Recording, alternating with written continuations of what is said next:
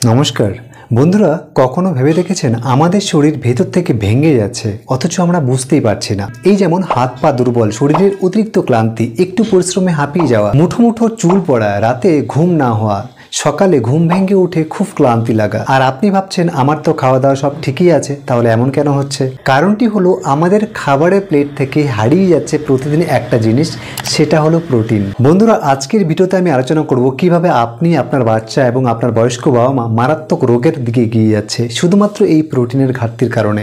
এবং সাথে এটাও বলে দেবো এমন 5টি হাই প্রোটিন যুক্ত খাবার যেগুলো কিন্তু মাছ, মাংস, ডিম এবং দুধের তুলনায় কোনো অংশে কম নেই।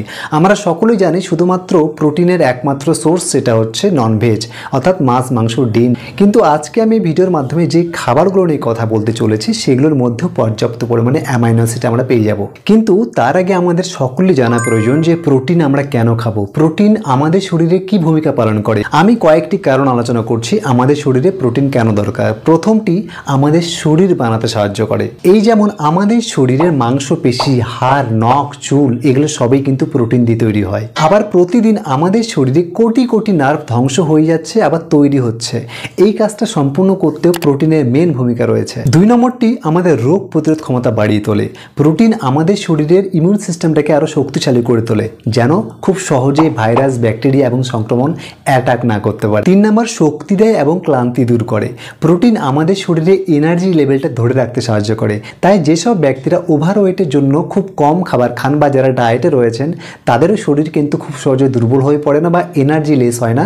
কারণটি হলো এই প্রোটিন। 4 নম্বর, হরমোন ও এনজাইম তৈরি করে। আমাদের শরীরের ভিতরে অনেক হরমোন ও এনজাইম রয়েছে যেগুলো কিন্তু এই প্রোটিন দিয়েই তৈরি হয়। এই যেমন ইনসুলিন হরমোন, যেটা আমাদের রক্তে সুগারের মাত্রাটাকে নিয়ন্ত্রণ করতে সাহায্য করে। 5 নম্বর, আমাদের ওজন নিয়ন্ত্রণ রাখতে সাহায্য করে, সাথে সাথে আমাদের খিদে কমায়। কারণ প্রোটিন খেলে আমাদের পেট অনেকক্ষণ পর্যন্ত ভরা থাকে, ফলে বারবার খাওয়ার প্রবণতা কমে যায়। ফলে ওজন কমানো বা শরীর ফিট রাখার জন্য প্রোটিন মেন রোল প্লে করে। আশা করি বোঝাতে পারলাম যে আমাদের কেন প্রোটিন খাওয়া দরকার, অর্থাৎ আমাদের শরীরে প্রোটিনের কি ভূমিকা রয়েছে। এবার কথা বলছি সেই 5টি খাবার নিয়ে যেগুলো আমাদের দেশেই শুধু নয়, অল ওভার ওয়ার্ল্ডেই কিন্তু এই খাবারগুলো হাইলি রিকমেন্ডেড, হাইলি ডিমান্ডিং এবং খুবই ফেমাস।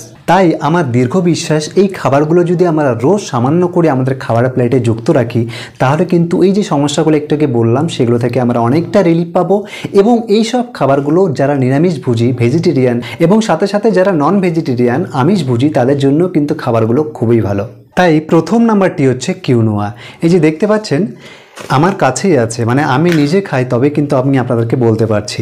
এই যে কিউনোয়া, এটা দেখতে কিছুটা চালের মতো, কিন্তু চালের মতো লম্বা নয়, গোল গোল আকৃতির। তো এই কিউনোয়া চালের থেকে প্রায় 100 গুণ বেশি ভিটামিন যুক্ত একটি খাবার এবং এটার মধ্যে অল 9 এসেনশিয়াল অ্যামাইনো অ্যাসিড আছে।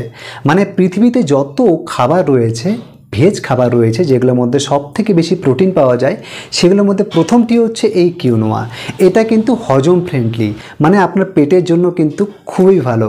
এবং সাথে সাথে এখান থেকে আমরা অল 9 অ্যামাইনো অ্যাসিড পেয়ে যাব, মানে হাই প্রোটিন পেয়ে যাবো এখান থেকে। কিউনোয়া খেলে আমাদের পেট অনেকক্ষণ পর্যন্ত ভরা থাকে। তাই যারা ওজন কমাতে চান এবং যাদের পেটের সমস্যা রয়েছে এবং যারা খুব ফ্যাট পারসন, তাদের জন্য কিন্তু এই কিউনোয়া খুবই গুরুত্বপূর্ণ। শুধু এখানেই নয়, এই কিউনোয়া হার্ট ও ব্রেনের জন্য কিন্তু খুবই ভালো। এবং যেসব ব্যক্তিরা হাই কোলেস্ট্রল সমস্যায় ভুগছে, যেসব ব্যক্তিরা ক্যান্সারের পেশেন্ট, তাদের জন্য কিন্তু কিউনোয়া খুবই গুরুত্বপূর্ণ। 2 নম্বরটি হচ্ছে স্পাইরুলিনা। এটা আমার কাছে এখন নেই, কিন্তু এই স্পাইরুলিনা হচ্ছে এক ধরনের শৈবাল জাতীয় একটি হাই প্রোটিন সোর্স। 1 চামচের মধ্যেই 4 থেকে 5-6 গ্রাম আমরা প্রোটিন পেয়ে যাই। তাহলে ভেবে দেখুন এটার মধ্যে কতটা পরিমাণে প্রোটিন লুকিয়ে রয়েছে, যেটা কিন্তু মাছ মাংসের থেকেও প্রায় দ্বিগুণ বলা চলে।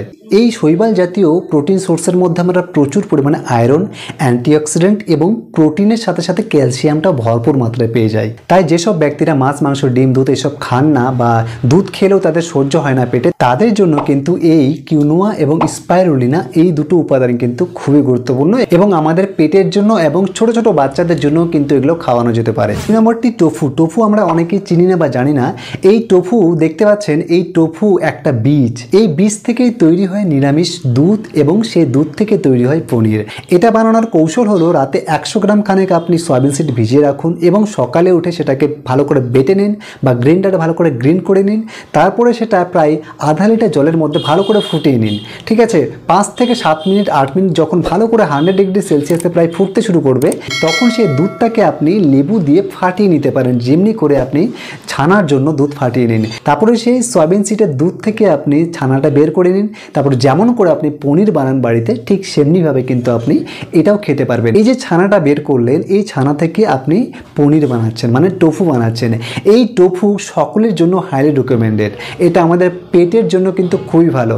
যাদের দুধ সহ্য পায় না, যাদের পনির সহ্য পায় না, যাদের দই সহ্য পায় না, তারা কিন্তু টোফু খেতে পারে ঠিক দুধের মতো আকারে, মানে ছানা বানিয়েও খেতে পারে, আবার টোফু বানিয়েও খেতে পারে, মানে পনির বানিয়েও খেতে পারে। এই যে টোফু বানালাম, এই টোফু যেসব ব্যক্তিরা ওভারওয়েট সমস্যায় ভুগছে, মানে যাদের শরীরে খুব ফ্যাট চর্বি রয়েছে, তাদের চর্বি ভাঙাতে, মানে চর্বি পোড়াতে সাহায্য করে এবং ওজন কমাতে সাহায্য করে। তাই টোফু যদি আপনি সামান্য সামান্য করে রোজ খেতে শুরু করেন, তাহলে কিন্তু ওজনের সাথে সাথে চর্বির সাথে সাথে আপনার হাড় শক্ত হবে, চুল পড়া কমবে, স্কিনের গ্লো বাড়িয়ে তুলবে এবং ডায়াবেটিস ও কোলেস্টেরল রোগীদের জন্য কিন্তু টোফু হাইলি রিকমেন্ডেড। 4 নাম্বারটি হলো সিডস এবং নাটস। এই যেমন চিয়া সিডস, ফ্লেক্স সিডস এবং পাম্পকিন সিডস, মানে তিসি বীজ, কুমড়ো বীজ এবং চিয়া সিডস। এই 3টে বীজ নিয়ে আমি এর আগের অনেক ভিডিওতে আলোচনা করেছিলাম, আজকে আবারও করছি।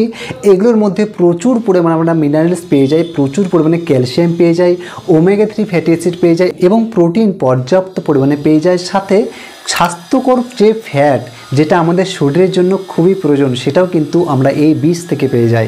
সাথে সাথে আলমন্ড বাদাম এবং কাজু বাদাম, এগুলোর মধ্যেও কিন্তু হেলদি ফ্যাট থাকে এবং প্রোটিনের উৎসও কিন্তু আমরা এই যে সিডস এবং বাদাম থেকে কিন্তু খুব বেশি পরিমাণে পেয়ে যাব। সাথে সাথে যদি আপনারা আর একটি উপাদান অ্যাড করতে পারেন এখানে, সেটা হচ্ছে এই যে ছোলা, মানে চানা যেটাকে বলি আমরা। এই ছোলার যে ছাতু হয়, এটা কিন্তু আমাদের গরমের দিনে পেট ঠান্ডা রাখে এবং এই যে ছাতু, এটা কিন্তু হাই প্রোটিনযুক্ত, এটা সকলেই খেতে পারবে। সব মিলে যদি বলি, কুমড়োর বীজ, তিসি বীজ এবং চিয়া সিডস, এগুলো শুধু আমাদের হাই প্রোটিন দেয় না, হাই ক্যালসিয়াম দেয় না, হাই মিনারেলস দেয় না, এগুলোর মধ্যে আমরা খুব বেশি পরিমাণে অ্যান্টিঅক্সিডেন্ট পেয়ে যাই, যেটা আমাদের শরীরে যে কোনো ধরনের ইনফ্লেমেশন কমাতে সাহায্য করে। 5 নাম্বার এবং সর্বশেষ যে বীজটি নিয়ে কথা বলবো, সেটা হচ্ছে সয়াবিন সিডস, মানে সয়াবিন বীজ।